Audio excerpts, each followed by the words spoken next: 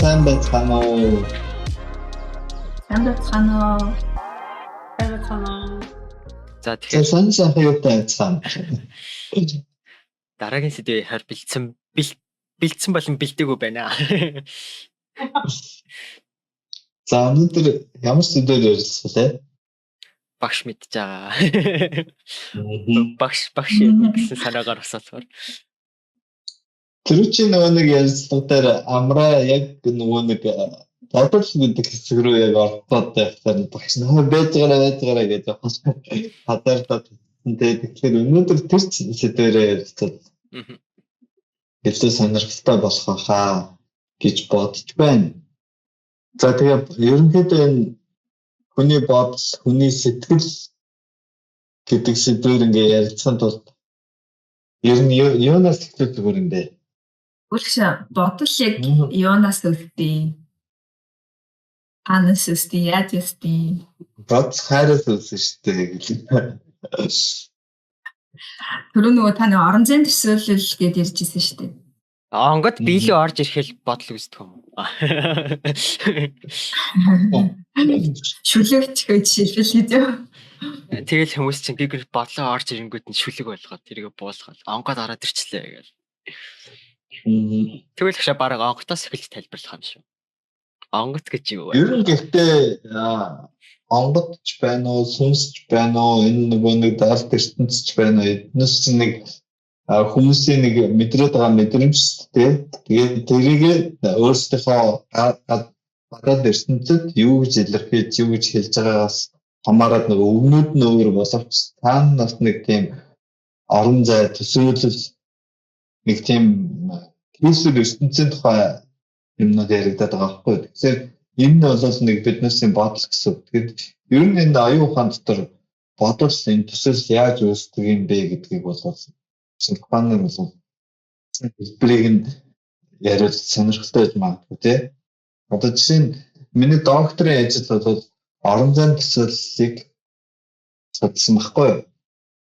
Тэгээд ерөнхийдөө орон зайн төсөөлдөг тэр нейронуудыг нээсэн тэр эрдэмтдчин бол 2014 онд Нобелийн шагнал аваад энэ дэлхий дээр бол нэг тийм шин зүйл биш болсон. Ер нь анхны нээлтийг бол 1971 онд Джон Кеф гэдэг англи эрдэмтэн хүн Placid гэдэг юм нэг. Тэр Placid ер нь юу гэдэг бэ гэхээр яг миний орсож байгаа тэр байдлыг таньдаг. Би яг энэ орон зай хаана байж байгаа юм бэ гэдгийг олж илрүүлж мэддэг тийм нейроныг тавьсан байхгүй. Тэгэхээр ийм судалгааг яаж хийдэг вэ гэхээр биднээсээ одоо нэг орон зай гэдэг бол биднээсээ яг хамгийн үндсэн суурь хэрэгтэй юм байна л да. Биднээсээ тархины хамгийн чухал үйлс. Хүн ер нь орон зай баримжаагүй болох үедээ л энэ орон зай гэдэг чинь ямар чухал юм бэ гэж ойлгодог гэж үг өгдөг. Тэгээд орон зайг төсөөлнө гэдэг бол биднээсээ аюун ухааны хамгийн суурь үндсэн үйл ажиллагааг явуулсан. Энийг яаж судалдаг вэ гэхээр behavior буюу биднээсийг одоо орон зайд биднээс хөдөлгөөн хийж байгаа шүү дээ. Энэ хөдөлгөөнтэй тархинд нь ажиллаж байгаа нейронуудынх нь одоо цахилгаан биоцахилгаан атомуудыг нь бүртгэж аваад тэр хоёрын хамаарлыг нь гаргаж ирэхээр энэ судалгаануудыг хийдэг гэсэн. Тэгээд тэр орон зайн ямар параметр гэдэг нь ямар хэмжээсүүд дээр тэр нейрон төвшил үзүүлж байгаагаар нь тэр нейрон орон зайн энэ байрлалтай холбоотой байна уу? Эсвэл орон зайн хязгаартай холбоотой байна уу? Орон зайд одоо жишээ нь direction set гэж байдаг.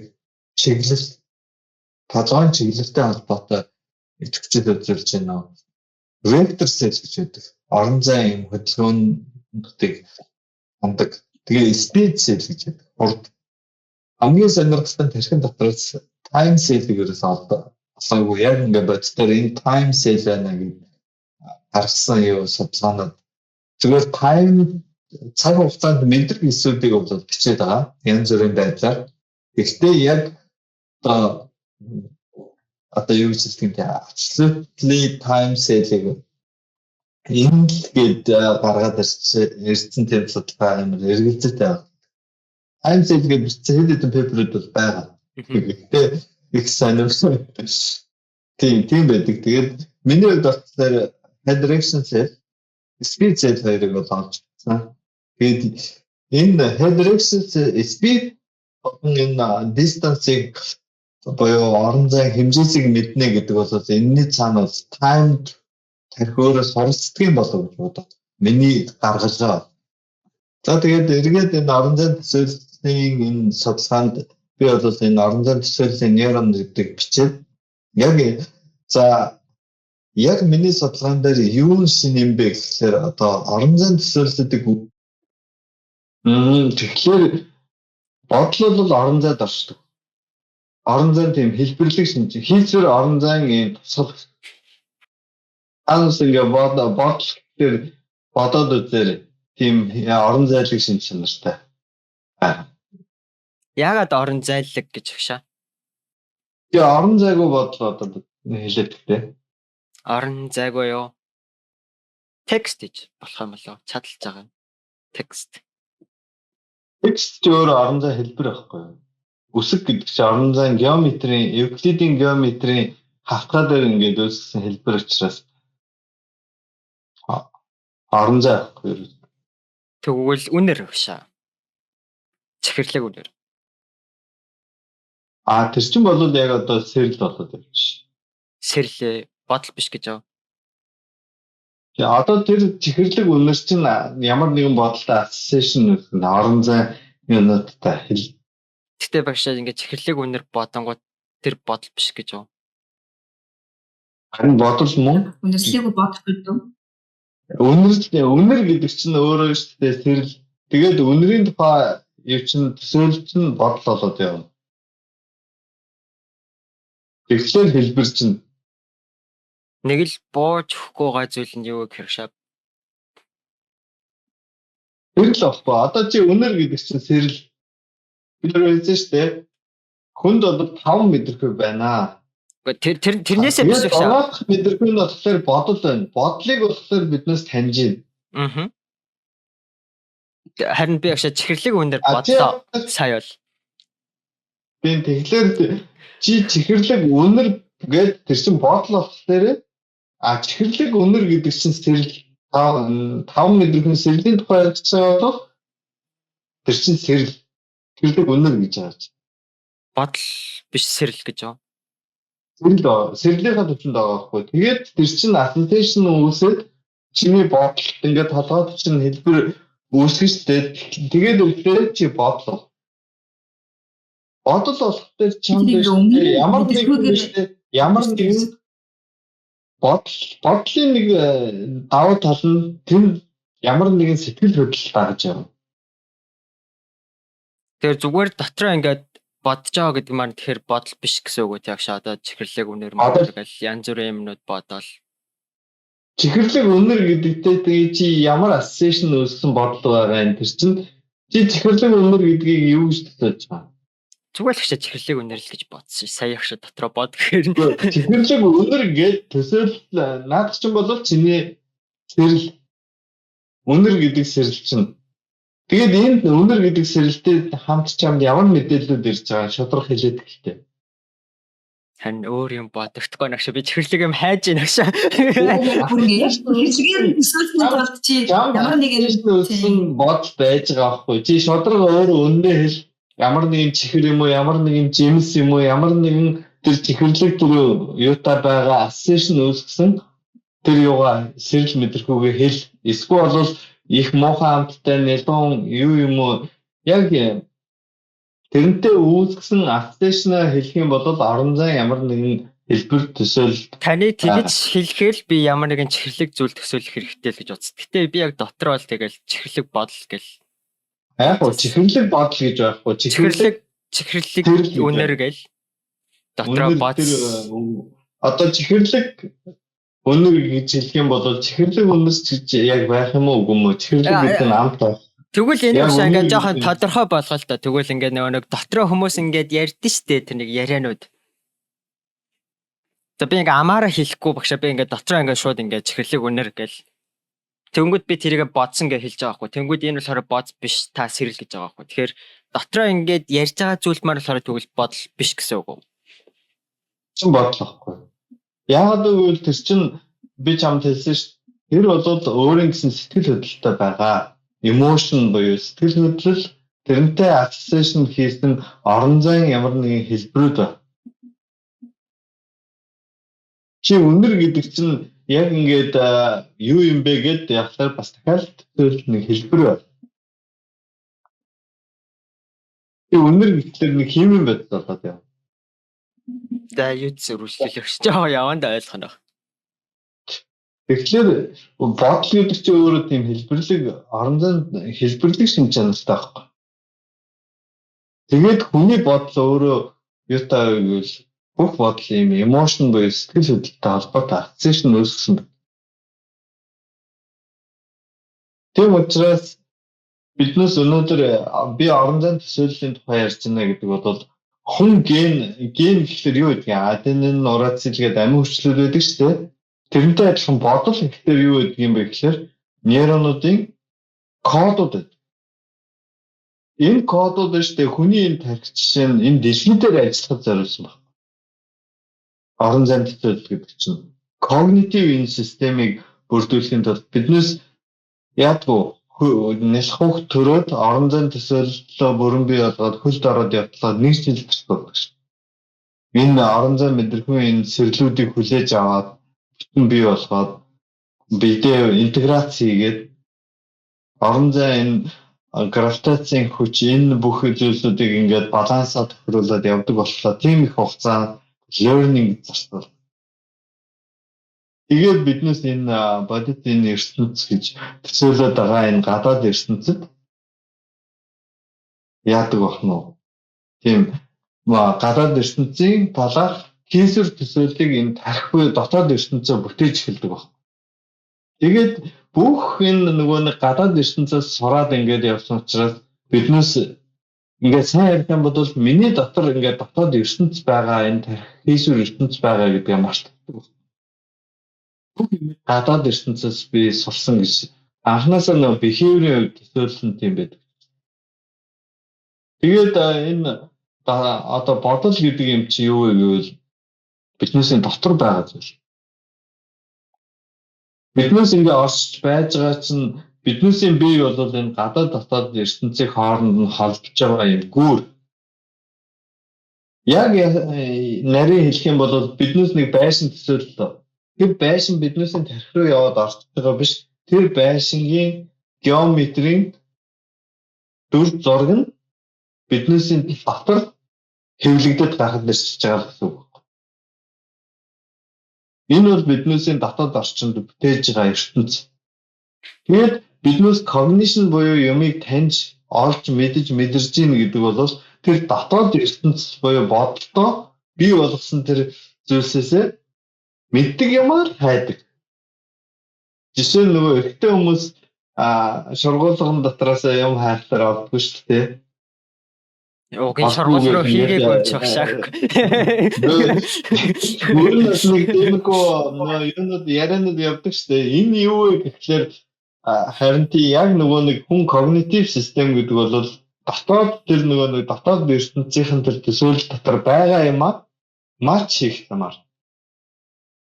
Ямиг хайж олдог, таньж мэддэг. Өөрөөр хэлбэл бас хүмүүс нэг юм байдаг шүү дээ. Би нэг ийм машин худалдаж авах гэсэн ингээд нэг машин харцчаал нөгөө машиныхаа марк заркийг чийлжэл энэ тэрүүгээр хатаар явангууд нөгөө машин яваад байдаг тийм.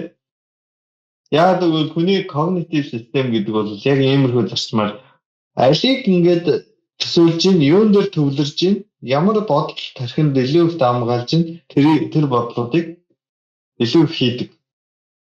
Бодол бол бас ийм шинж чанартай. Тэгээд эргээд миний хийгдсэн нөгөө нэг судалгаараа ороход би нөгөө нэг орон зайн эсүүдийг олсон гэсэн шүү дээ. Тэгээд орон зайн эсүүд дээр би одоо орон зайд эсүүдийг ингээд ажилуулахад оролцдог юм шиг нэг шаардлагатай үндсэн 3 ийм сэргэлийн ийм процесс байдаг. Self motion cue гэж хэлдэг. Нэгдүгээрт нь болохоор vestibular буюу дунд чихэнд байдаг ийм балансыг олдог.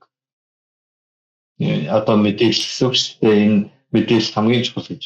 Хоёрдугаарт нь энэ бүх булчингуудаас ирдэг proprioceptive гэж хэлдэг л дээ. Энэ булчин ширмс үе мөчтүүдээс ирдэг мэдээллүүд. Гуравдугаас нь энэ afterflow гэж хэлэх юм да. Энэ харааны энэ урсгалыг мэдэрдэг ийм гурван одоо сэрлийн мэдрэхүй бол энэ орон зайн төсөөллийг үүсгэх хамгийн чухал үүрэгтэй оролцдог гэдэг.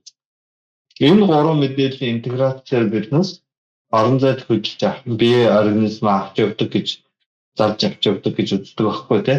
Тэгэхээр яг хөө миний хийгдсэн судалгаа болохоор аль нэг Q нь одоо аль нэг мэдээлэл нь байхгүй үед яаж ажилтдаг юм бэ гэдгийг одоо нэг орон зайн нейронууд яаж ажилтдаг юм бэ гэдгийг бол одоо судалж гаргаж ирсэн нэр онцлог. Жишээ нь одоо мөчтийн proprioceptive receptor-с ирж байгаа мэдээлэл нь ирэхгүй бол орон зайн мэдээлэлийг одоо зөвхөн vestibular болон outflow гэдэг харааны урсгалаар төсөөлж чаддаг юм уу үгүй юу гэдгийг чинь чаддаг юм байна гэдгийг гаргасан байхгүй юу. Нөгөөх нь болохоор нөгөө нэг тест нь болохоор одоо нэг харааны урсгал нь байхгүй зөвхөн vestibular болон булчингаас ирж байгаа энэ мэдээлэл хоёр дээр үндэслээд өөрөөр хэлэх юм бол энгийнээр хэлэх юм бол одоо цохор хүн биш тэ орон зайн төсөөлөлттэй юм уу үгүй юу гэдэг асуултанд хариулж байгаа байхгүй юу. Тэгэхээр цохор хүн байсан ч орон зайн төсөөлөл буюу тэр бодол талбай дотор нь тэр төсөөлөл үүснэ. Кино байдаг шүү дээ. Шаугийн нөгөө нэг цохор мөртлөө ингээ бүгдийг ингээд нэг дотроо төсөөлөд чимээгээр нь нөгөө Daredevil гэдэг Marilyn кино. Тэгэхээр нөгөө нэг сэрлийн мэдээлэлүүд одоо сэрлийн нэг мэдээлэлүүд нөгөө мэдээллүүдээс ингэж нөхөгдөж одоо source болгож яадаг. Би нэг шилжлийнхаа намд бичсэн байсан юм. Тэрэн дээр юу гэсэн бэ гэхээр би одоо ингээд үнэрлээд сонсож байна те. Хамраараа сонсож байна. Би одоо чихээрээ үнэрлж байна юм уу? Энэ цаад санаа нь юу вэ гэхээр энэ мэдрэхүйн 5 мэдрэхүйн мэдрэхүйгээс ирж байгаа сэрлүүд дахин дотор интеграц буюу нэгдээд sensory modality гэдэг юм үүсгээд ийм нейроны ансамблуудыг багцуудыг үүсгэж байна. Групп ийм багц нейронууд болохоор бидний тархин дотор бодлыг хэлбэржүүлж байна. Энэ бодол болохоор цаана дотроо биднээсээ сэтгэл хөдлөлийг бас агуулж идэг. Тэгжиж биднээс амьд байна гэдгийг мэдэрч идэг. Би баярлж байна, би гонглж байна. Миний энэ бодол надад тийм сэтгэл төрүүлж байна гэж чинь энэ мэдрэмжээр биднээс энэ ер нь бол энэ дэлхий дээр хүн гэдэг юм чинь хамгийн хүчтэй энэ мэдрэмжийг авч мэдрэмжид ингэж сурч амьдардаг байгаа байхгүй. Тэгэхээр бодол ямарваа нэгэн биед байгаа одоо энэ биед ирж байгаа мэдрэмж тэгээ гадаад ертөнц энэ гурав ингээд харилцах шиг ийм байдлаар хооронд нь ингээд болж байгаа энэ процесс болохоор биднээсээ ань буюу амьдралч харагдаад байна. Тэгвэл яг бодохгүй байж болох уу? Үзэхгүй юу? Чадвал надад нэг хэлээрээ тэгдэг юм байлээ гэд. Одоохондоо багш нь бол чадаагүй тань. Тэр бясалгалын төрлөөд штэ. Байх уу? Бодлоо харалтай. Нэг Тэрэн дээр зүйлийг төвлөрдөг үү? биш. Чи бодлоо тархинасаа бясалгал хийгээд ингээд көөхөр хөөгддөг байхгүй юу? Бодохгүй байх. Имсэн гих тусам илүү олон бодол орж ирдэг. Тэгээд тэр бодлоо зогсох хамгийн зөв арга нь өөрийгөө ингээд автобусны бодол дээр сууж ийн гэж төсөөлөө. Бодлын бодлыг явуулж байгаа. Тэгээд бид яагаад тэр бодлоосоо салж чаддгүй вэ? Нөө бодол ирэхээр бодлын богонд суугаад нэрээ тэр чинь гэсэн штэ гэж дааж өвчтэй. Тэгээд бодол дээр тэр бодлоосоо салах аргыг яг сандал дээр суугаа бодол ирлээ. Чи ирсэн үү? За баяртай гэж явуулчих гээд тэгэхээр ингээд яг ингээд дотор нь хоосон болгоод ингээд явчихдаг юм шиг байна. Тэрийг гэхдээ би яг механизм тархин дээр яаж явдгийг бол тайлбарлаж мэдэхгүй. Би нэг юм дээр ерөнхийдөө би нэг ном бичиж байгаа байхгүй. Тэгээд тэрэн дээр ерөнхийдөө санаа нь яг төстэй юм байна. Ерөнхийдөө биднээс нэг юм зарлалын самбар шиг юм бодлуудыг хараад ингээл яваад байгаа байхгүй юу? Ерөөсөн тэгээд тэрэн дотор биднээс нэг time гэсэн цагаар ингээд орсаар тэгээд бодол ингээл ерөөсөн нэг юм жааттай зураг шиг те. Ер нь бол хүн ингээд зургийг яагаад жаатлаад ингээд тавиад байдгийг гэхэлэр нэг юм хүрээ хязгаар дотор хүн бодох туртай байгаа байхгүй юу? Ер нь тэгээд тэр нэг бодол болгоныг нэг юм жааттай зураг болгоод ер нь тархиндаа ингээд сэвлээд ингээд юу шиг номын цаашиг хадгалж яадаг. Тэгээ ерөнхийдөө тийм хөөрсөн бодлуудын дотор биднээс амьдрдаг байгаад харагдаж байгаа байхгүй. Тэгээд тэр нэг бодлууд бол бүгдээ ардталтай юутай сэтгэл хөдлөлтэй эерэг зэрэг. Тэгээд тэр нэг эерэг зэрэг сэтгэл хөдлөлийнх нь одоо хэр нэг тийм гашуун чихэрлэг болон гашуун ийм дарснаас л ингээд уугаад идэг хэр их сайхан бодлоод нь чихэрлэг дарсаа уугаад хэр их муу бодлоод нь надад гашуун дарсаа уугаад ч юм уу те. Тэгээд тэр нэг дарсны одоо амьдралынхаа туршид уусан дарсныхаа хэмжээгээр тэр нэг мэдрэмж гэж хэлэх юм уу те. Биднээс бол нэг энэ амьдралыг дүгнээд байгаа юм шиг анзаарэгддэг байхгүй. Тэгэхээр бодол бол нэг иймэрхүү шин чанартай юм уу гэж бодогдож байна. Бас нэг зүйл нэг бодлын хүч гэж хүмүүс амар ярьдаг сте. Бодлын хүч гэл. Нэг телепатик чадвар, телекинез, supernatural одоо нэг тийм хүчнүүдийн талаар тэр талаар үүндээ бодлын хүчээрээ яг жихнээсээ би ингээд жишээ нь ингээд боломжгүй зүйлийг бүтээх боломж ер нь байгаа гэсэн үг. Эсвэл зүгээр би тэрийгээ дотроо зүгээр ингээд төсөөлсөн мал зүгээр ингээд бүтээч чинаал гэж бодоод өнгөрөөд байна уу? Яг одоо яг бодлын хүчийн талаар ер нь ойлголт илүү жоохон тайлбарлал философик байдлаас нь болно, сайенс талаас нь. Би чиний бодлын хүч гэдэг бол яг телекинез телепати ярихаас өмнө бол бодлын хүч гэхээр зүгээр бид нар ингээ нэг нууц гэх ном дээр гардаг шиг яг ийм юм хүрмээр байна гэж төсөөлөөд дараа нь тэрийг авдгийг яриад байна гэж ойлгосон байхгүй юу? А гэхдээ яг энэ тохиолдолд бол энэ чинь бодол биш допамины reward proceeding штэ. А тэгээд тэрэн дээр бас яг нэг айгүй сонирхолтой юм би нөгөө дахиад допамина ярьчих шиг юм. Тэгээд тэрэн дээр яг нөгөө vision board тавьдаг хүмүүсээ ямар нь vision board нь бүтээд ямар нь бүтэхгүй байдгийг ярьсан байсан. Гэсэн чинь vision board бичээд ямар тохиолдолд бүтдэг вэ гэхлээр vision board-д хүрэх явцаа одоо бид нар vision board-д төсөөлчихөж байгаа штэ ингээд тавьж байна. Тэнгүүд тодорхой хэмжээний допамины релиз гараад тэр ингээ мотивац болж байгаа штэ. Тэгээд тэрнийхээ хажуугаар тэрэнд хүрэхэд садаа бүх аргуудаа ингээ фейлрүүдэд бодохоор тэр нь илүү хүч гаргаад илүү их мотивац, илүү их грид үүсгээд тэмүүлэл тэмүүлдэг гэж байгаа байхгүй. Тэр фейлрөө бодохоо болчоор нөгөө ялгарсан допамин ревард шиг ялгараад тийшээ ерөөсө тэмүүлэл хүчгүй болчдөг. Тэгэхээр энэ нөгөө бодлын хүч гэхээсээ илүү зүгээр л тархин доторх нейротрансмиттерийнхаа регуляшн дээр нэг хүмүүс бас нэг тэрнтэй холбоотой нэг санаан хүмүүс нэг зэвчтэй шээгээд агаач магаач гэх нэг тэгдэж штэ. Тэр нэг ялагтгчийн сэтгүүтэй байдаг бол холбоотой юу. Ягаа хүмүүс одоо окей нэг шээс хүрээд байна гэж амар сандрал тэгдэг шиг нэг хүмүүс заримдаа ингээл чухал юм нэг юмнууд ингээд зодтолтон ч юм уу тэмцэх ямар нэгэн хэрэг гарангууд л нөгөө нь яна би шээс хүрээд байна шээлээ гэж яваад байгаа. Нөгөө нэг адреналин их ялгараад нөгөө нэг симпатик мэдрэл нь нэтэрхийх нөгөө нэг эрчимжээлөө. Гэхдээ би яг энэ нөгөө бодлын тухай бас нэг дахиад нэг пепер бичсэн шүү дээ. Cerebral cortex дээр бичсэн нэг foreign transformation юу игээд одоо тархины бид тэр single neuronal activity-г юутай бичээд одоо rewarding нейронуудын rewarding гэдэг нь болохоор юу вэ гэхээр reward авч байгаа үед нэг conditional stimulus буюу одоо юу гэж хэлэх юм нөхцөлт рефлекс үүсэж байгаа тийм болцолт рефлекс гэж ярьдаг тийм reward авч байгаа үеийн болцолт рефлекс өндөр байгаа нейронуудыг биднээс одоо миний нэг судалгааны ажил дээр тийм нейронуудыг хийсэн байгаа бичээд нөгөө нэг одоо давтамжуудыг судалсан байхгүй. Тэр нейронууд болохоор яг группээрээ бас яаж ажилладаг вэ гэхээр өндөр юм ижил төрлийн давтамжуудыг ингэж тэр үед чинь тета давтамжийг яг өндрөөр өгчээсэн RSA Cortex.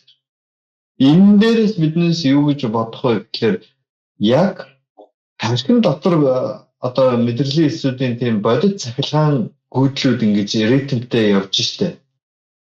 Энийг баталж байгаа. Энэгээр ч одоо нэг Elon Musk-ийн нөгөө юу хийж байгаа штэ. Курсор хөдөлгөөд AI-аар тэр чинь cognition-ыг хурдан явангуудаа яг ийм бодол expectation хийгээд ингээд эн чинь бол бодол нь бодиттой байгаад байгаа байхгүй. Биднээс эхлээд хийсвэр гэж боддог байсан бол орчин үеийн шинжлэх ухааны технологийн энэ дэвшлэр биднээс энэ бодлыг хэмжээд тодорхой хэмжээгээр зүйл хөтлөгийг нь гаргаад авчтай байхгүй. Тэгэхээр чи энэ чинь орсдгүй зүйлийн тухай биднээс ерөөсөө яриаггүй. Нэг бодит зүгээр л биднээс энэ нэг одоо 5 өдрийн хязгаарч бол үнэхээр мэдрэх чадвар цолжтой яг нэг нуугүй хэлэхэд одоо жишээ нь манай амраа одоо ультрасаунд дээр ажиллаж байгаа шүү дээ. Ультрасаунд vocalization дээр биднээс зүгээр чихээр хизээд сонсож чадахгүй тэр одоо мэрэгч амьтдын хоорондын яриаг өндөр мэдрэгч чадвартай микрофон ашиглаад бичиж яваад тэрэн дээр судалгаа хийж болж байгаа юм. Хаглаж ажилладаг. Одоо тэрийг биднээс сонсоогүй, биднээс чихээрээ сонсоогүй гэд тийм юм байхгүй гэж хэлж болохооргүй гэдэг нь ойлгомжтой байгаа байхгүй. Тэгэхээр биднээс бодол гэдэг зүйлийг биднээс хэмжиж чадаагүй гэд байхгүй гэж хэлж чадахгүйтай байсан. Одоо биднээс хэмжиж болж байна. Тэгэхээр энэ бодлын хүч байхгүй гэж хэлэх нь өөрөө амар хотгохгүй болчихж байгаа байхгүй. Тэгэхээр энэ бодол энерги байдлаар биднээс энэ орчинд байгаа бол энд ямар ч хүч чадал байхыг биднээс өгөөсгөх боломжтой болчихж байгаа. Тэг яг түрүүнээс хэрэг синхронизашн явагдах уу те. Жишээ нь одоо би яг ингээд зүй тогтолт талаас нь ингээд харах юм бол одоо жишээ нь их алдартай хүмүүс ингээд бодъё л та. Тэр алдартай хүн гэдгийг маш олон тарих cognition хийсэн гэж бодъё. Жишээ нь Майкл Jordan гэдэг биднээс ийм супер од тоглогч гэж бодъё л та. Тэр хүнийг биднээс ийм бараг цагт тоглодог хүн болгон мэдж байгаа. Тэр хүнийг хараад бүх тэр биднээс хүмүүсийн тархинд нь ижил төрлийн долгион хэлбэлцэх магадлал өндөр байгаа.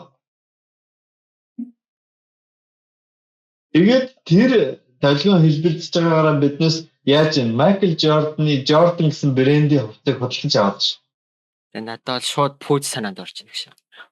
Тэгэхээр энэ байдлаараа ингэж юу ахлах чинь биднээс бол бодол бол маш их хүчтэй зүйл. Биднээсийн бие гэхээсээ илүү эцэц биднээсийг удирдах байгаа зүйл чинь биднээсийн сэтгэл бодол энэ дотоод орчин байна.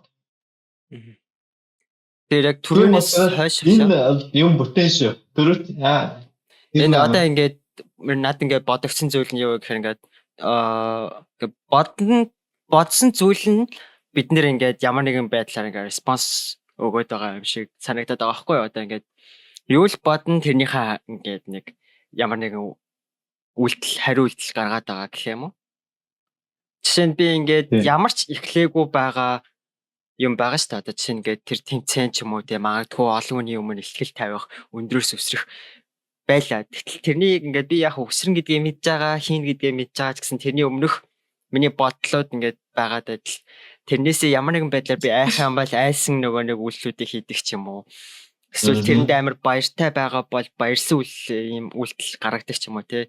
Тэгэхээр ингээд юу бодно тэрнийхээ одоо хариул гарах нь одоо хамгийн түрүүнд байна л гэсэн үг тий.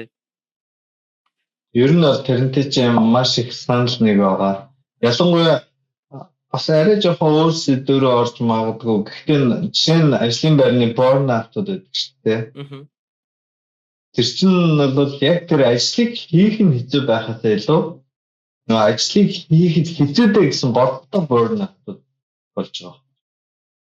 Гэхдээ энийг яг физиологоор тайлбарлах ч гэсэн айгүй ойлгомжтой байгаа дээ. Учир нь гэвэл одоо чи тэмцээнд орох гээд би тэмцээнд орлоо гэж бодоод тэр нь чамд айдас төрүүллээ штэ. Яг тэмцээнээс чиний тархин дотор ч угаасаа стрессийн хамааралтай дааврууд ялгарч эхэлнэ. Тэгэхээр чиний бие чи яг тэрэнд стресснээсээ болоод нөгөө тулалтгүй дайтгүй гэдэг мод руугаа ороод тэрнээс ашиглаа булчин чинь агаа зүрхийн цогц чи эхлээд яг тэр бүх өөрчлөлт чинь ороод ирэхээр тэр нь эсрэгээрээ ингээ сандраад ирэхээр чинь чи тэрийг фейлдэх магадлал өндөртэй болоод ирж байгаа байхгүй. Тэгэхээр яг ямар эмоц, ямар мэдрэмж яг чиний бодол чинь өөрөө яг ямар биений хариу реакц гаргаж байгаа тэр чинь эргүүлээд чиний хүлээж авах одоо үр дүнгэл чинь бас хамааралтай болно. Тийм учраас бас яг нөгөө мэдээ сандрах юм байсан ч гэсэн тодорхой хэмжээнд бас өөрийгөө ингэж хянаж контролдоо тэр арга барилыг сэтгэл зүйн тийм арга барилуудаа сурвал дараачихаа одоо өөрийгөө илүү тайван байлгахаар юм бол илүү амжилттай үр дүнгууд гарах магадлал өндөртэй. Тэгвэл энэчнээс ингээд нэг үүсэж байгаа зүйл нь юу гэхээр ингээд бодлоо удирдах болохгүй юм уу? Анхнаасаа л тэгэл тийм бодохгүй. Ялна гэж. Болно. Бодлоо өөрчилж болох нөгөө neuroplasticity rewiring гэдэг бас нэг арганууд гэдэг шүү дээ аргууд. Тэр байдлаар яг одоо яг ингээд сандрах гээд байгаа болвол яг ингэж гэдэг хитэн аргуудаар тэрийг өөрчлөх бас тийм аргууд байдаг юм лээ. Энэ дээр нэг юм санаа одоо өтрөчийн эндрагийн хэлсэнтэйс амар санал нэгдэж байгаа байхгүй. Тэгээд стресс гэдэг асуудал чинь хоёр янз байгаа байхгүй. Ахлах стресс үү? Одоо нэг хроникгүй те юу одоо им гинти юу ч юмдээ ахыг болон нөгөөт цочмог гэж хэлдэг шүү дээ. Цочмог стресс хүнд ер нь цочмог стресс одоо их сайн юм шиг байна. Яг ингээд тодорхой хэмжээнд ингээд чаленж хийгээд юу яагаад тэр нөгөө нэг адреналин ялгараад тэр нөгөө нэг саадыг даваад гэтэл их ахыг байдлаар урт хугацаанд ийм стрессийн түвшин өндөр явчихлаа. Нөгөө нэг одоо жишээ нь бодол энэ стресс гэдэг юм чи цаанаа нэг бодол байгаа байхгүй. Тэгэхээр урт удаан хугацаанд ингээд сөрөг ийм айдсын ч юм уу ийм бодлыг удаан хугацаанд тээжглэхээр ядарч байгаа. Төлөвлөж байгаа. Тэгэхээр стрессийг бол ямар байлгатай гэвэл байхтай чухалгүй эв стресс гэдэг чинь эв буюу сайн стрессүүдийг бол хүн биедээ авч ингэж явах хэрэгтэй. Гэхдээ ахыг байдлаар ерөөсөө биедээ шингээж удаан хугацаар байлж. Тийм учраас ингийн тулд бодлыг зэгцлэх бас нөгөө ахыг стресстэй хүмүүсийн нөгөө бодол нь амар юм түнэл бодолтой болчдөг. Одоо гаргалгаануудаа харахаа болоод угаасаа нөгөө тархин дотор байгаа эсүүдийн хоорондох зам маань neuroplasticity гэдэг замнууд байгаа штэ. Тэр замнууд ингээд амар багтаад яг нөгөө патолог бодол нөгөө сөрөг бодлынхаа тойрог дээр ингээд гацаад narrow minded гэдэг. Тэгэхээр бид нэр амар ингээд нарийн үзэл бодолтой тэр одоо болоод байгаа ситуацаас гаргалгаануудаа гаргаж чадахгүй бүр ингээд жоохон мангартуу болоод байгаа юм шиг тийм нөхцөл байдал бас үүсдэг. Тэгэхээр хэвээ ингээд ахыг стресс үүсээд байна гэж бодож байгаа л аль урдан түргэн тэндээс гарах гэж оролдох юм аа. Зүг сонголт байна. Тэ? Яг миний нөгөө нэг бодлоо удирдна гэдэг нь болохоор нөгөө нэг анхнаасаа л тэгэл юуч нөгөө нэг тийм юм бодохгүй хүмүүс сөрөг зүйлс бодохгүй зүгээр л дандаа л гоё юм бодоод байж болохгүй юм уу л гэж байгаа. Түрээс шалахаар ярьсан юм бодлоо зэгцлэн өөрчлөн гэдэг байгаа шүү дээ. Анхнаасаа л муухай юм бодохгүй гоё юм бодоод байж болохгүй юм уу? Гэхдээ энэ дээр бас ийм шиг байна. Хүн ер нь одоо ингээд биднээсээ бодол биднээсээ дотоод ертөнц юу хийх гэдэг нэг биднээсээ биеийг бас нэг энэ ертөнц дээр аюулгүй хамгаалж явах гэдэг байгаа байхгүй юу? Орон зай навигац чинь ямар үүрэгтэй юм гэхэлэр нөхрөө аваад унахчихгүй нэг зөв замыг нь олоод явуулах гэдэг шүү дээ. Тэгэхээр нөгөө нэг энэ бүх ингээд нөгөө нэг хэрэгцээнээсээ болоод энэ нөгөө нэг тархич нэг ямар аюу байвал айдас болгоомжлол хамгаалах тийм нэг юу гарч ирээд байгаа байхгүй.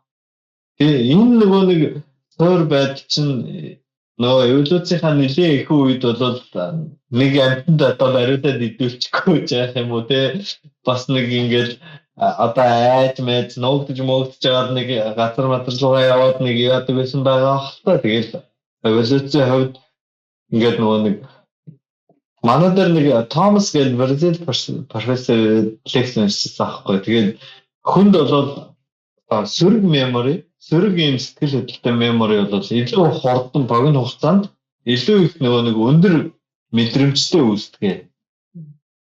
Positive буюу эерэг memory гэдэг чинь нэг хаа гэж баярлал тэгэл за эерэг юм чинь ингээ хайчдаг.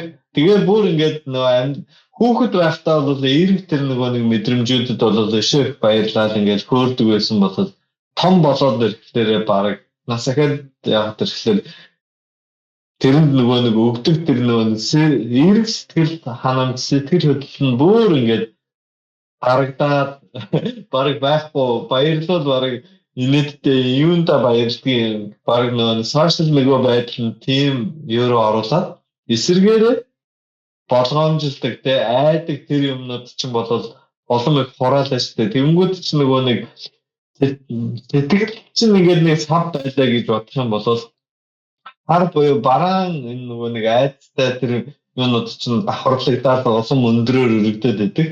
Нөгөө нэг эерэг тэр тэгэл хөдлөлтөд мэдрэмжтэй нөгөө хүмүүс чинь болол жоохон тэрийг мэдрэхгүй хайчаад байдаг те. Тэгээд уулын боломжтой бол эргээ их сайхан мэдрээд те. Тэгээд яваад ах юм бол яг амраагийн хэлбэр сайхан амьдрах гэдэг байна. Энэ дээр би бас нэг апамин яг нөгөө нэг хүмүүсээ одоо ингээд насанд явах тусам ингээд юм хараад нэг баярлан багсаад ирдэг чинь ялангуяа яг одоо бидний нэг юм нөгөө амар ил дэлэрч амшаад л бид нар маш олон зүйлээс тэр бүгд ингээд үзээд харсан болохоор тэр зүйл ингээд нэг шиг сонирн биш болчтой. Тэгээд тэрийг хин сонирн байлгахын тулд десенситизац хийх хэрэгтэй юм шиг. Тэр нь ингээд яг нөгөө одоо жишээ нь ингээд чихлэг юм амар иддэг хүмүүс байж байгаа чихлэг юм идэхгүй хэд нэг одоо 2-7 хоног болж молоо буцаад идэхээр тэр чихлэг амар илүү санагддаг штэ. Яг тэрнтэй адилхан допамины хэмжээ хэд дэшээ болохгүй байж байгаад ингээд явуулахаар тэр допамины хэмжээ аяг өндөр болдог гэж байна. Тэр амар баярлалаа.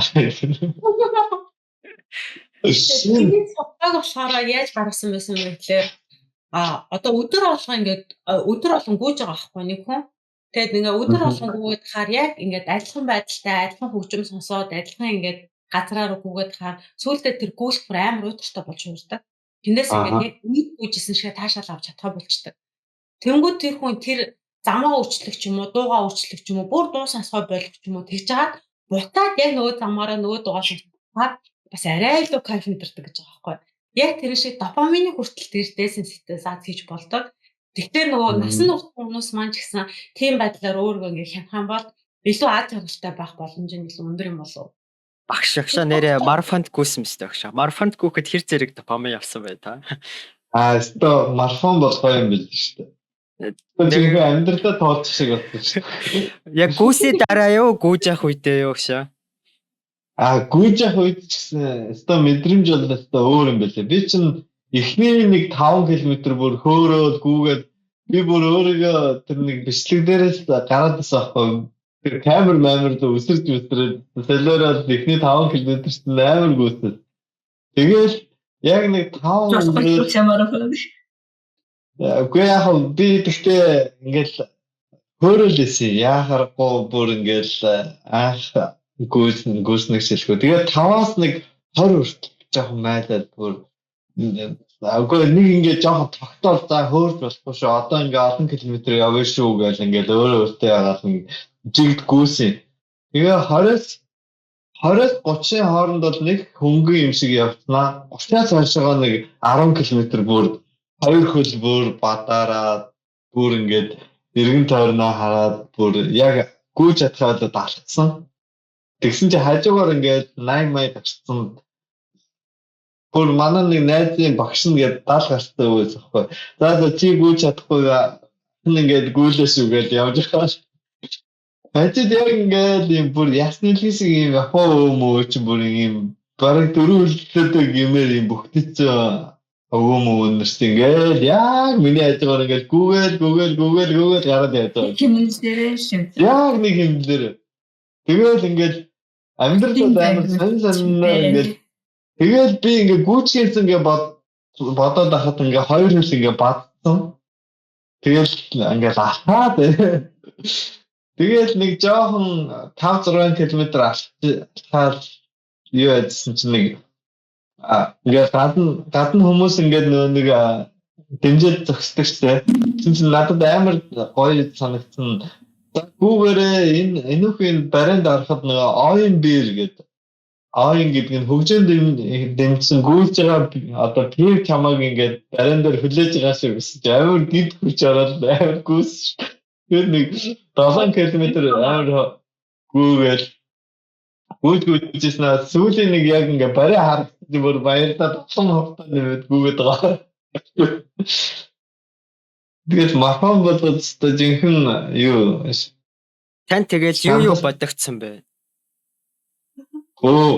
Ста инээдтэй их олон юм бод. Яг ингээд нэг өртөө дээр ч нэг ундаа юунууд тавьсан байдаг шүү дээ. Би тэгэл нэг өртөө би нэг 30 хэдэн км дээр гүйжсэн баха. Тэгээд яг нэг өртөөн дээр ингээд гүүгээл ирсэн чи яг нэг ээжээсээ очиод ундаа уух юм авч байгаа юм шиг надад бүр нэг хүн ингээд ууссан. Тэгж бас амар ер нь тэр гүйлт бол тэг баг асуулт болгоно нэг шин мэдрэмж байсан надад л.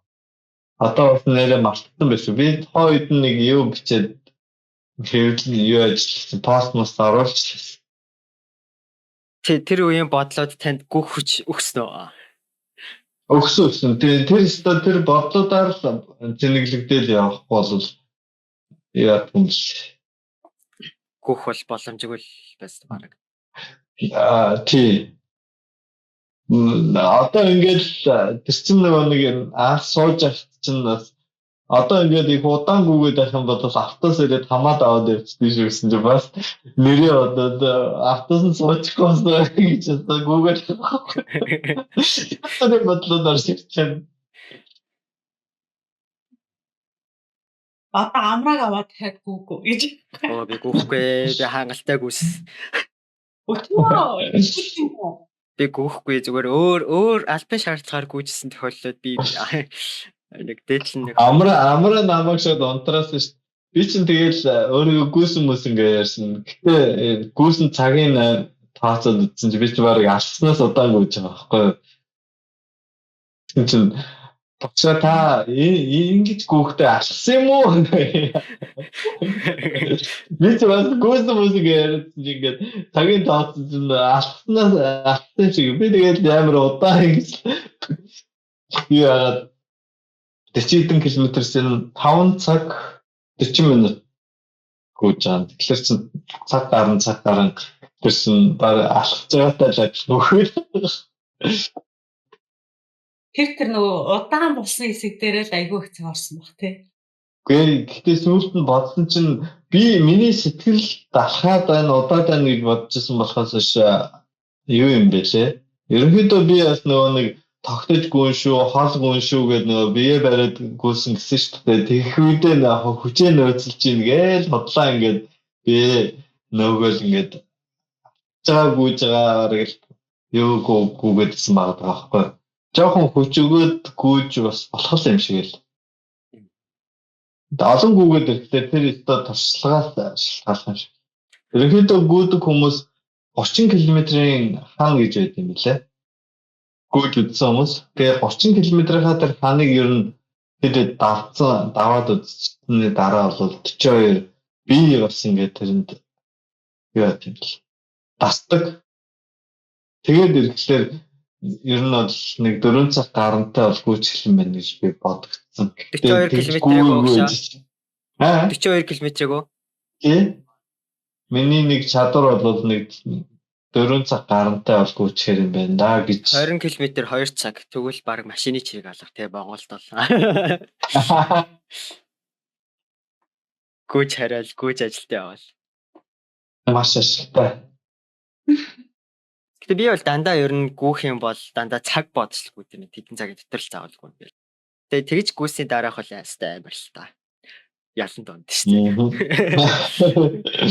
Ерөөсө цаг боцоор агаад гүүгээл хаар нөгөө нэг цагтаа ингээ бариандаа орж ирснийхаа дараа болохоор ингээ амар техник ингээд хамаг бие өвдөж байгаагаа анзаардаг гэх юм уу. Амар булчин өвдсөн ядарснаач мэдэхгүй. Би сая нэрээ амар гүйсэн шүү дээ ажил руугаа. Би ер нь ажил руугаа нэг 15 минут болчихдог байхгүй юу. Тэгээ гэртээ нэг релакс хийсэн ингээд сууж байгаа. Гин цагаа харсан чинь би яг 10 цагаас юутай байсан чинь хүмүүстэй ажиллах хүмүүс чинь. Бас 5 минут үлдсэн мэт тийм. Хүү гэж өсрөл Google яасан чи яг нааштай гарсан. Юу агш наатан дээр чинь зөвөр өглөө сэрээ нүүр гараагаа хувцаа солиод тэгээ цайгаа угаад гэрээсээ гардаг цаг шүү дээ. Би уулна цай магаа уугаад ер нь бэлдсэн байсан байхгүй. Гэхдээ ингээд нэг дуу сонсоод жоохон стресстэй газар стресстэй юм дээр уулзсан. Тэгээд жоохон нэг эмороод өөрийгөө гоё ингээд яачаад бодлоо жоохон чөлөөлж ин доо гэж бодоод гэтрүүлээд тэгээ өмнө нь баах стресс аваад ороод тиймэрхүү сонсон тохиолдод байна. За бодлын тухай нэг иймэрхүү яриа байна. Тэгээд өшөө нарийн мэдмээр байна гэх юм бол манай ингээ подкастэнд тэг хандаараа өшөө яг зүйлсүүд байгаа л манайхаа. Өшөө ёо. Тэгээ сонсогчтой хандаад асуулт дэлгэх юм бол дортой хариулт байна. Миний мэдмээр байгаа зүйл гэх юм бол бодол яг тэгвэл хаанаас үүсэж байгаа байл юм уу да. Ерөнхийдөө бол бодол гэдгийг юу гэдэг бол ярьсан бодол удирдах болох цэгцлэх өөрчлөх талаар бол яригдсан бодлын хүч юу вэ гэдэг талаар яригдсан. Гэтэ яг бодол яг яаж үүсэж байгаа. Яагаад би дандаа ингэж асуудаг гэхээр би дандаа ингэж юмсыг нэг дахиад ойлон өндөгний онолоор боддог байхгүй юу? Дахиад ангидагч юу өнгөтэй ангидагч юу гэдэг шиг.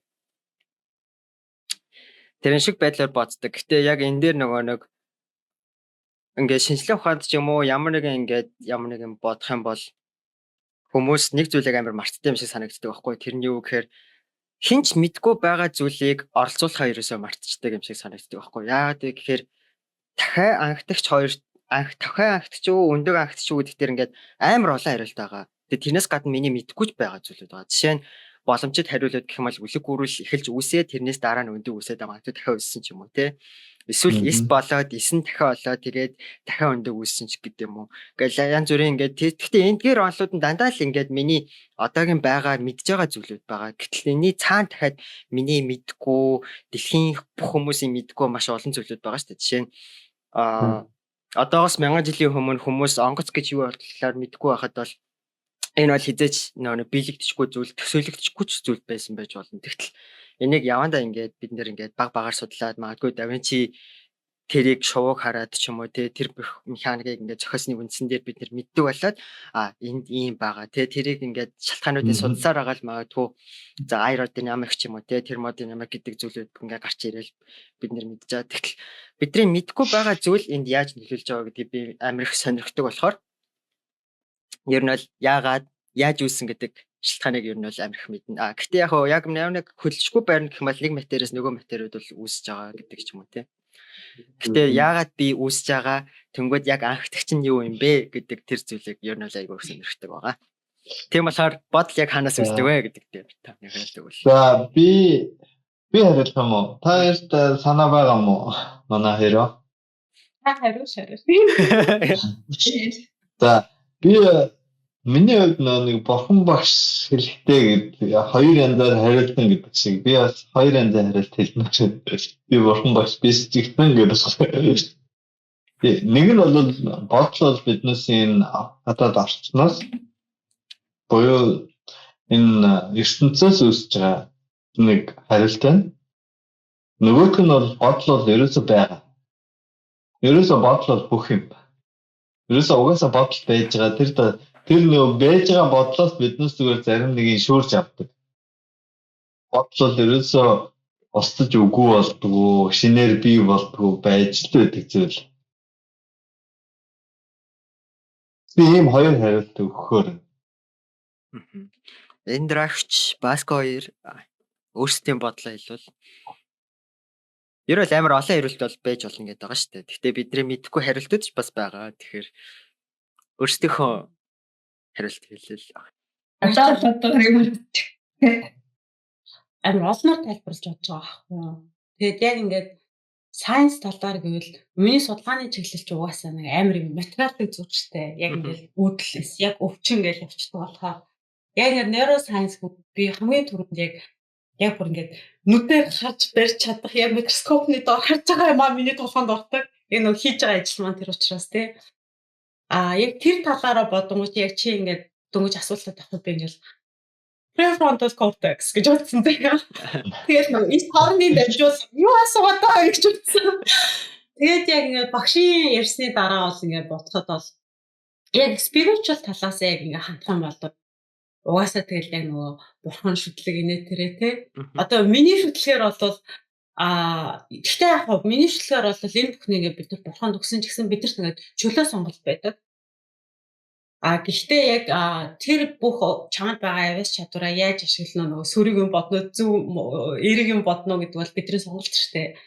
Тэгэхээр яг ингээд зүгээр л яг нэг хүн гэдэг анханасаа л бурхны бүтээсэн тэр хүн гэдэг зүйлийг нэг нөгөө талаасаа гэх юм бол яг л зүгээр л come on prefrontal cortex гэж бодчих. Энэ нэг нас ингэ байдаг зүйл гэсэн шүү дээ тий. Тэрэн дээр одоо ингээл хүмүүс урд насны амьдрал, хойд насны амьдрал гэж яриад байдаг шүү дээ. Тэр бол хүн болгон бол итгэдэггүй. Одоо ингээ байдаг гэж итгэдэг хүмүүс ч байдаг, байдгүй гэж итгэдэг хүмүүс ч байдаг тий. Тэр ингээд урд насны амьдрал, хойд насны амьдрал гэхээр бидэрт бол ингээ бүх хүн ингээ урд насны амьдрал байсан. Тэгснэ ингээ бидний одоо ингээ өсний дараа ч гэсэн бид нар ингээд эргээд ингээ хүн төрөлт ч гэдэг юм уу тий ингээ хойд насны амьдрал өсөх боломжтой шүү дээ. Тэгэхээр бидний тэр одоо сүнс гэдэг байгаа зүйл нь өөрөө ингээд олон ингээ биед ингээ төрж ингээ явсан. Одоо ингээ баг ингээ энд байгаа бүх хүн биенийхээ одоо нэг ихлэл ч юм уу тий төгсгөл ихлэл байж болохоор байгаа байхгүй. Магадгүй одоо миний сүнс та нарын биед ингээд амьдарч исэн ч байж болно. Тэгэхээр яг ингээ нэг энэ сүнс гэдэг зүйл нь ингээд угаасаа урд нас хойд нас гэж байдаг болохоор ингээ бүхэл сүнснүүд гэдэг бол ингээд адгүй одоо миний биед хідэн сүнс ингээд амьдраад ингээд мэдэхгүй ингээ нөгөө сүнснүүд ингээд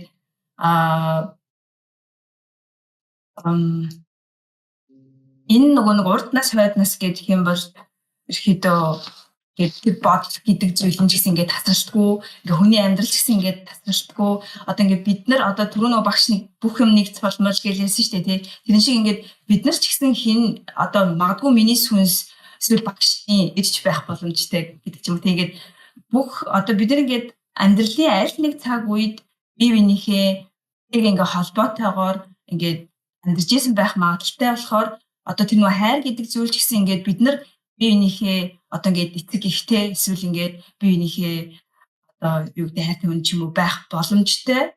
Бас ийм магадaltaй гэж үздэг тийм юмнууд байдаг болохоор ингээд хайр гэдэг зүйл ч гэсэн ингээд бүх зүйл ингээ би энтэйг амар юм холбоотой гэдэг болохоор ингээд бодлын үүсэл шүү дээ баска бодлын үүсэл тий тэгэхээр харин энэ ч гэсэн бас ингээ бодол дээр адилхан юм шиг л адилхан байж магадгүй юм шиг санагдлаа. Одоо ингээ хэрвээ бодол ингээ анханасаа тавчлаад нэг өгүүлбэрт хэлвэл сая жоох ойлгомжгүй болчихлоо л да зэ. Яг тавчлаа нэг өгүүлбэрт хэлээч яг 10 үг багтаагаад ч нэг өгүүлбэрт таажаа. За бодоход нь би нэг юм нэмэгдэхий. Тэгээ ингээд бусдны нэг санаа орлоо гэдэг.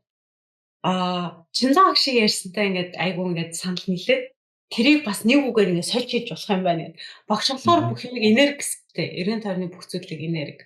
Тэгээ бидний бодол ч гэсэн энергигээд нөгөө талаасаа тэр энергийг бас мэдээлэл гэж тавьж бол. Тэгэхээр нөгөө бидний эргэн тойрны бүх ертөнцийн бүх зүйл чинь нэг төрлийн мэдээлэл шүү дээ. Тэгэхээр бидний бодол ч гэсэн мэдээлэл.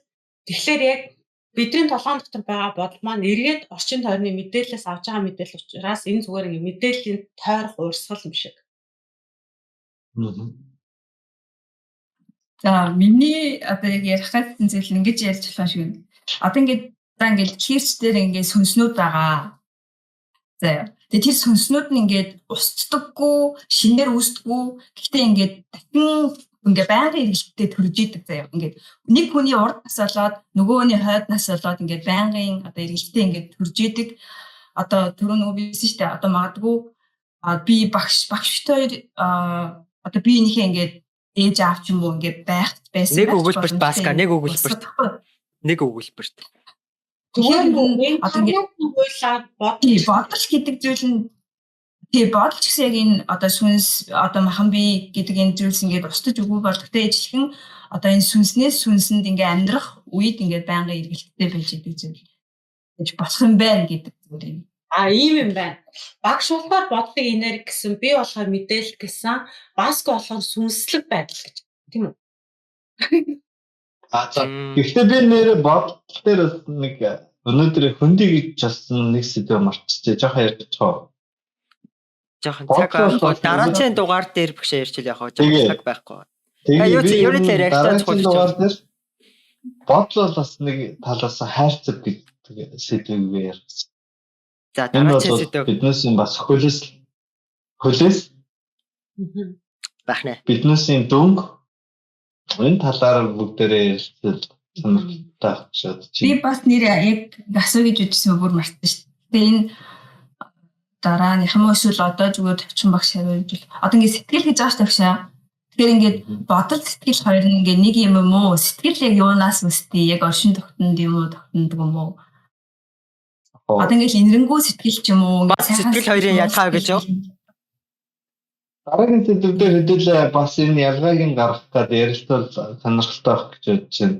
Ерөнхийдөө багш нь бол сэтгэл гэдэг бол илүү их өргөн агуулгатай.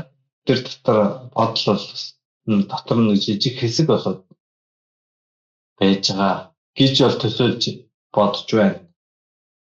Тэгээд энэ тухай бас яах лээрэ бодол юу авахлаарэ сэтгэл очиод байгаа гэж төсөөлж байгаа тухай яриад сэтгэл дотор ер нь ямар эрхтнүүд байна те бас жоохон тэр талаар яриад те одоо жишээ нь анхаарал гэж юу юм одоо тэр эндрагийн хэлсэн тэр prefrontal cortex гэж төсөөлөв тэр их гоё төсөөлөл байхгүй хэдүүлээгийн нөгөө нэг яг мэдрэмжээр холбогддог юу штэ Ланцын онол Джеймс Ланцын онол юуны онол гэдэг мэдрэмж яаж хаанаас ирээд үсч болж байгаа тухай бас миний нөгөө нэг монгол хэл дээр бичсэн юу байгаа шүү дээ. Юу нээр чухал behavior-ийн үйл ажиллагаанууд ер нь явагдаж байгаа тий. Attention нөгөө дофамины динамик юу. Тэгээд тэр мэрийг бас ингээд сонсогч нартай бас уншаарай гэд тараагаад өгүүл яа тий. Монгол хэлээр бэлэн зөндөө хөдөлмөр гаргаад өгүүл. Би ч оюутан багтаа ойлгоход хэцүү сайн л ойлгосон шүү дээ. Тэгэхээр биднээс бас ингээд тэр хүмүүст мэдлэг өгөх гэж байгаа юм чинь тийм нэг уншичаад сонирхчаад бас дахиад ингээд подкаст сонсох юм бол за тэгээд ер нь бол ингээд дуусгахад бол ерөөдөө өнөөдрийн байдлаар бол бүгд ерөөдөө ингээд бодлын талаар ерөөдөө ярьцлаа. Ерөөдөө яг spiritual гэдэг боловч бид нэр ингээд хоёр талаас нь ярилцсан. Нэг талаараа ингээд scientific байдлаас нь нөгөө талаас нь болохоор philosophical талаас нь. Тэгэхээр ерөөдөө philosophical талаасаа гэх юм бол ингээд хүн болгоны яг өөрсдийнх нь харах өнцөг болон өөрсдийнх нь туршлагаас үүдэлтэй янз бүрийн өөр талаас нь ярьж байгаа. Scientific бол бид нэр ямар нэгэн measurement буюу ямар нэгэн хэмжээстээр тогтсон хэмжилт хийсэн зүйлүүдээс ерөөдөө бол бас тайлбарлах гэж оролдлоо. Тэгэхээр ер нь бол эрэг зүйл бодох юм бол бид нарт ашигтай. Тэгэхээр бүгдээрээ эрэг зүйл бодцгоё гэсэн байдал. Ураг хэлээд дуусгацгаая. За тэгээд орчин үеийн шинжилгээ бол одоо юмыг хэмждэг те одоо бодлыг барьж авдаг тийм аргуудыг биднээс танилцуулж штэ. Шинэ юм гэхээс илүү тэнд байдаг тэр юмыг бодтой болгож гаргаж өгч Тэгээд энэ тухай ингээд бодлож мэдж байгаа залуустаа тэгээд энэ мэдээллээ бас энэ одоо монголчуудаа ингээд түгээх юм оролдого хийж хаад маш их баяртай байгаа. Та талархсаа шүү. Тэгээд та хэдийгээ бас маш их хайрлаж байгаа шүү. Бид рүү хэлсэн шүү дээ. Та хэдтэй маш их баярлж гин, хайрлж гин, талархж гин. Энэ гурвыг дахин хэрэгжүүлцгээе бүгдээрээ. За ингээд дараагийн дугаар хүртэл тэр баяртай. За баярлалаа. Хамтдаа баярлалаа.